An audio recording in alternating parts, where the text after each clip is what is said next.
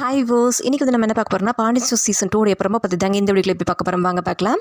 Pandian stores season 2ல் இன்றைக்கி எபிசோடில் பார்த்திங்கன்னா வந்து சரவணனும் கதிரும் ஹாஸ்பிட்டலில் இருந்து நேராக வந்து பாண்டியன் ஸ்டோர்ஸ்க்கு போகிறாங்க. அங்கே பாண்டியனை பார்த்தும் சரவணை பயங்கரமாக அலறாருங்க. என்னாச்சுடா ஏன் அலற சரவணா அப்படின்னு சொல்லி பாண்டியன் கேட்குறாரு. அதுக்கப்புறம் பார்த்தீங்கன்னா சரவணன் வந்து எல்லாம் நடந்த உடனே வந்து பாண்டியன் கிட்ட சொல்கிறாங்க, குழந்தை பிறக்க போது நான் வந்து எதை பற்றியும் வந்து யோசிக்கலப்பா, குழந்தைய எப்படி வளர்க்கணும் அப்புறம் எப்படி படிக்க வைக்கணும்னு ரொம்ப ஆசையாக இருந்தேன். இதுக்கு தான் வந்து நான் எந்த விஷயத்திலும் கனவு கண்டதில்லப்பா, ஆனால் குழந்தை விஷயத்தில் நிறையவே கனவு கண்டுட்டேன் அப்படின்னு சொல்லி ரொம்பவும் அழுது புலம்புறாரு சரவணன் பாண்டியன் கிட்ட.